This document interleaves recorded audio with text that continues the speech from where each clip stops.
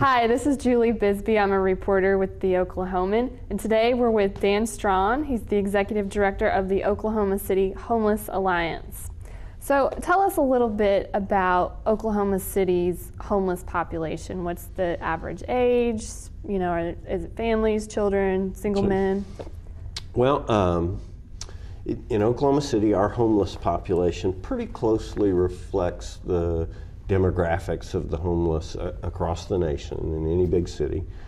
We have about 2,000 on any given night. Our fastest growing demographic amongst the homeless is families with children.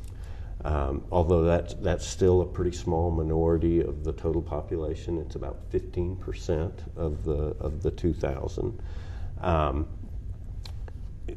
Ways that Oklahoma City is kind of unique from other big cities across the nation is our homeless population splits pretty evenly geographically, in that about a third of our homeless population stays in one of our 7 emergency homeless shelters.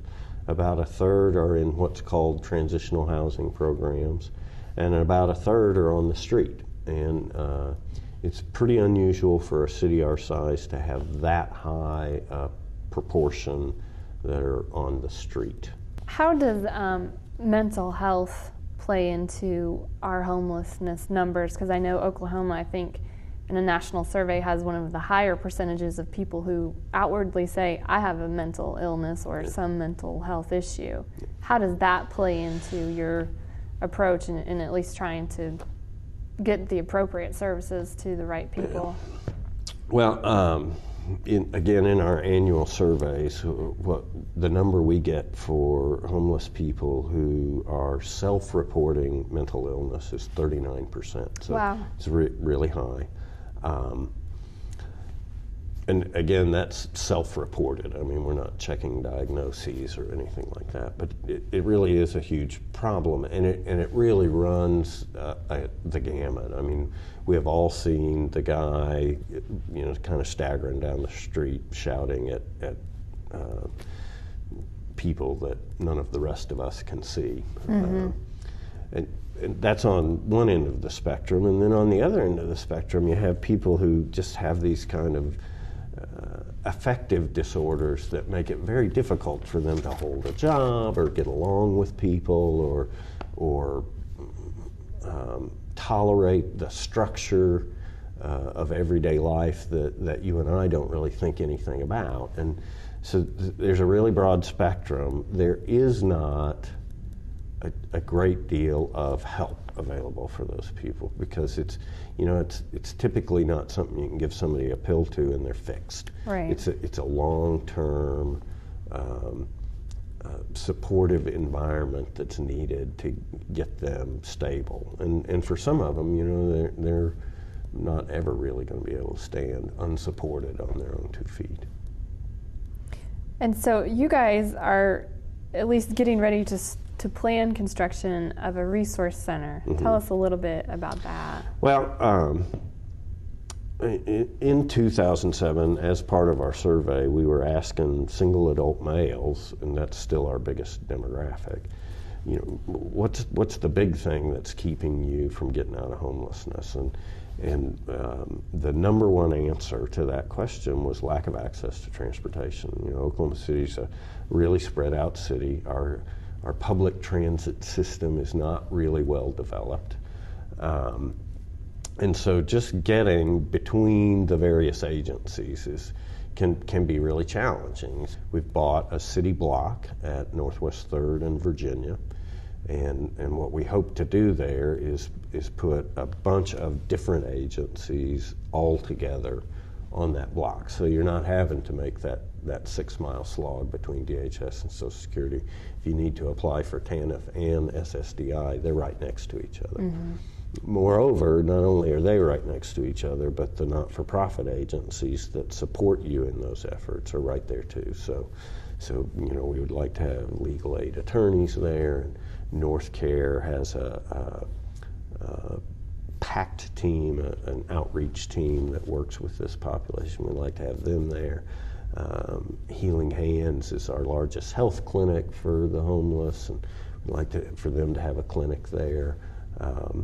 Just a bunch of those agencies right there together, and that addresses the issue of transportation. But moreover, if they're right there together, it's so much easier for the agencies themselves to collaborate together more effectively to lift individuals and families out of homelessness.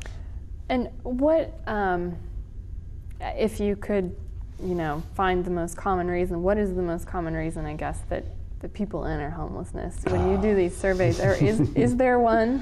There really isn't. I mean, if you look at our population, we can parse the numbers. About 52% of the population became homeless through economic dislocation. Okay, so they lost a job, they had an uninsured medical expense, there was a divorce, they got sick and couldn't work for 3 months. Something happened that just kind of tipped them over. And nowadays in Oklahoma City, a significant portion of our population really lives very paycheck to paycheck. Mm-hmm. And just missing 1 or 2 paychecks is enough to tip you over. And so that's the bare majority of the population. They don't have significant issues with substance abuse or mental illness. It's really all about poverty. And are you seeing those numbers or the people coming in for services increase as we kind of hit sort of a rocky point economically, or is that? Where we're seeing the increases is families with children. As we've seen the family population really grow over the last 4 years, it's become really clear to us that we don't have adequate facilities for that population. What is the biggest misconception about the homeless population in Oklahoma City? I'm going to say that it's 2 things. And the first is, we all, and I include myself in this, have this stereotype of a homeless person. And it's a guy about my age and looking pretty scruffy, and maybe he's flying a sign and probably has some mental illness issues or substance abuse issues. And the reason we have that stereotype is that is the most visible piece of the homeless population. You can drive by on the street and at a glance say to yourself, there's a homeless guy. The thing is most of our homeless population is literally indistinguishable from you and me.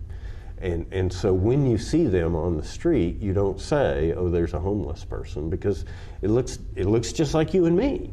And it's a person who lost a job and is probably only going to be homeless for 3 months or 6 months or maybe 9, and then they'll get back up on their feet with some help from our agencies. But because you can't instantly recognize that person, they don't fit into the stereotype. It is, though, the majority of our homeless population, and I think that's a big surprise to people. And the other sort of misconception, I would say, is I hear all the time, and I even hear it from my own board members, some people just choose to be homeless. Mm-hmm. And on its surface, that's a true statement. The thing is, if you choose to be homeless because your choices are getting filtered through serious mental illness or serious addictive disorders, then it's not really a choice. I mean, it's not a rational choice. Right. And you haven't really made that choice. And it may appear from the outside that guy just chooses to be homeless, but he sure didn't choose to have serious bipolar disorder. And if that's what's really keeping him homeless, then he didn't really choose that. If people wanted to help, what would be the best way? Because I know, some people don't like to give cash to people who are flying the sign and things like that. But what is, in your opinion, the most effective way to help someone who is homeless? Okay. Well, really, honestly, the most effective way to help is donating to those agencies where those professionals are really doing the work. I think City Rescue Mission, which is our largest homeless shelter, I think their annual operating budget is $4 million a year. Wow. And that doesn't just fall from the sky. Somebody's got to drop that on them. I would say, from our perspective, giving money to a panhandler is almost always a mistake. We have a tool called Real Change Vouchers that we actually sell on our website that allows you to indulge your impulse to charity, your desire to help, but the tool itself actually discriminates between who's genuinely needy and who's just panhandling for cash. And that's because these vouchers have the addresses of the 3 big downtown shelters on them. And then the end of the voucher is a bus pass that gets you to the transfer station. And from the transfer station, it's an easy walk to those shelters. So if you just really want to give something to a panhandler, give one of those Real Change vouchers. And that way, if it's someone who's genuinely needy, you've given them access to where their needs can be met. And if it's a person that's just panhandling for cash to support unhealthy behaviors, at least you haven't contributed to their ongoing decline. And what is the website? It's www.homelessalliance.org. All right. Well, thank you very much for coming in today. Oh, it's my pleasure. Great. Thanks.